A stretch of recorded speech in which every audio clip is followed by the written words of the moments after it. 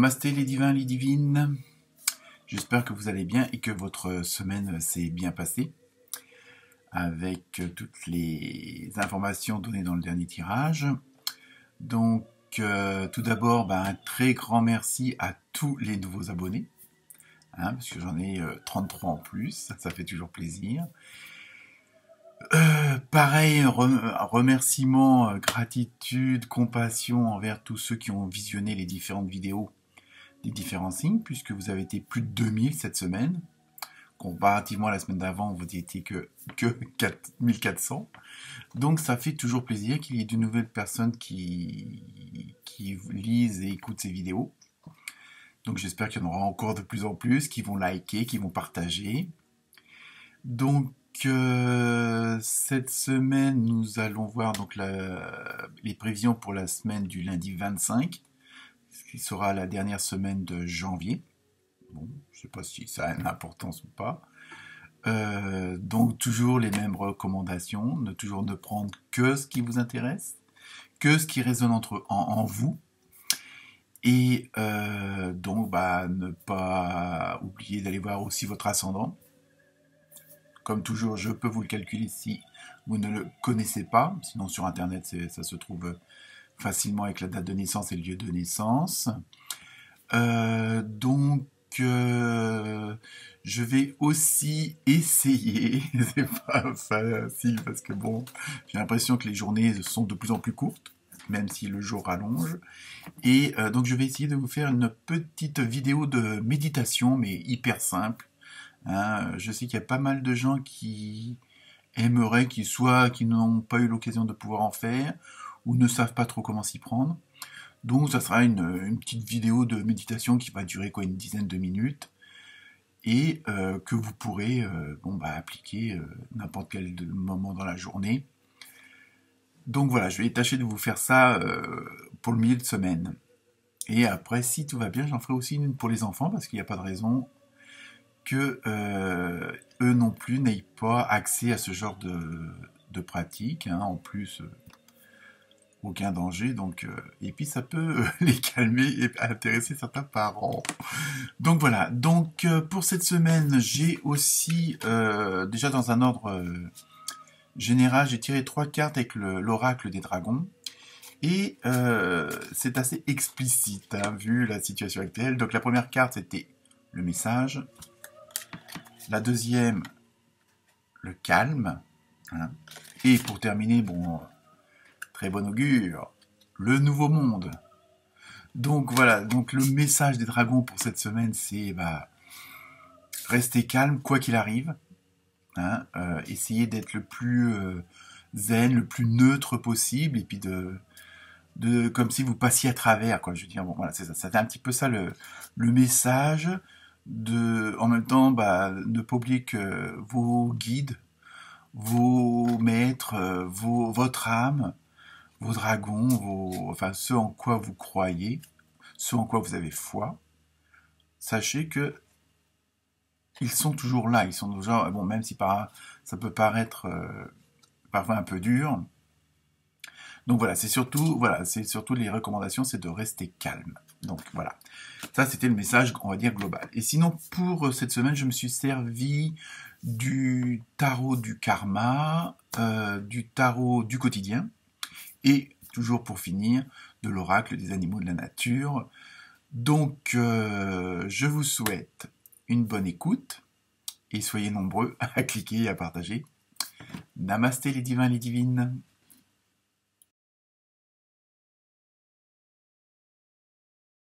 Namasté les sagittaires. Alors, pour vous, cette semaine, nous avons eu un superbe cheval blanc. Donc, c'est bon signe. Pour le tarot du quotidien, nous avons eu « Vous pouvez contourner cet obstacle ». Désolé que ça vienne tout de suite derrière. Et l'univers a quelque chose pour vous. Donc, vous voyez, ne vous inquiétez pas, vous n'êtes pas tout seul et toute seule. Et pour le tarot du karma, nous avons eu le puissant guerrier du feu. Donc, nous allons commencer par celui-là, puisque ça va un petit peu déménager cette semaine. Et je ne sais pas pourquoi, mais il y a plusieurs signes où, soit c'est trop calme, ou alors c'est vraiment explosif, on va dire. Et donc les Sagittaires, cette semaine, vous faites partie des signes explosifs. Alors vous qui êtes déjà chaud, ouais, c'est pas évident à dire. Donc voilà, donc pour vous cette semaine, vous allez rencontrer un obstacle, et oui, malheureusement il y en a toujours un petit peu dans la vie, qui va vous paraître peut-être insurmontable. Alors après, on vous demande, est-ce que vous faites vraiment le nécessaire pour éviter cet obstacle? Ou est-ce que, malgré tout, vous vous foutez pas dedans tout seul et toute seule, hein? Donc, en même temps, ça paraît inévitable. Donc, ne vous inquiétez pas, en prenant, là aussi, comme d'autres signes, un petit peu de recul. Je sais que c'est facile à dire. Pour voir, pour examiner et analyser la situation autrement.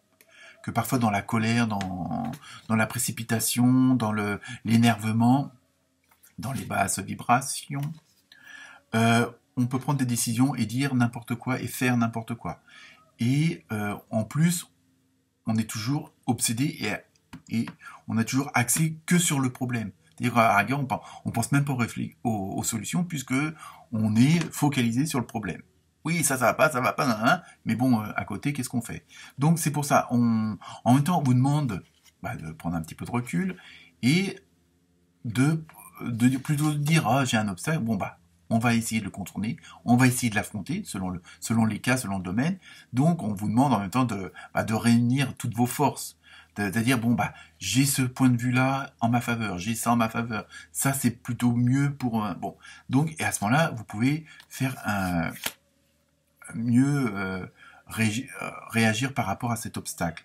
Donc, en même temps, ce qui vous énerve ou ce qui vous provoque cette tension furieuse, on va dire, hein, peut-être excessive aussi, c'est que évidemment, votre principal, c'est de garder votre liberté. Et c'est peut-être ça qui vous emmerde dans ce problème-là, dans ce que vous allez devoir affronter, c'est un petit peu peut-être la perte d'une certaine liberté, d'un certain confort, d'une zone où vous êtes bien, hein, et je me rappelle comment on dit, zone de confort. Donc voilà, il faut absolument...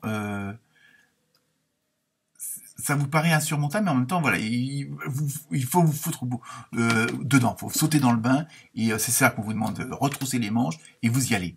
Parce qu'en plus, par votre dynamique, par votre caractère, hein, on en rigole toujours, mais bon, c'est ça qui va vous permettre d'affronter et de résoudre le problème.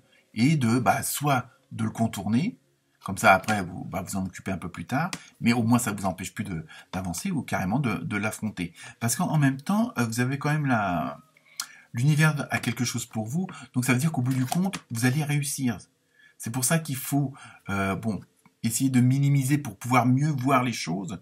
Hein, parce que souvent, sur un problème, il y a d'autres choses qui viennent se greffer et qui n'ont pas forcément une importance considérable, mais ça vient charger la fameuse chose. Donc, essayez d'alléger au maximum l'obstacle ou le problème pour pouvoir vraiment le combattre au cœur. Si vous enlevez un petit peu tout le papier qui est autour, les feuilles, et puis vous voyez réellement ce qu'il y a dedans et quelle est vraiment la juste cause de ce tracas. Donc c'est pour ça... en même temps, vous verrez à la fin, puisque ça se termine bien, hein, donc, je sais pas s'il y aura un mariage et des enfants, mais bon, je rigole. Voilà, donc vous inquiétez pas, ça se termine bien, mais faut retrousser vos manches, prendre votre courage à quatre mains, hein, et puis n'hésitez peut-être pas à demander un peu d'aide aussi dans votre entourage, mais voilà, il faut surtout, c'est un petit peu débroussailler la chose et foncer. Et puis y aller. Namasté les Sagittaires.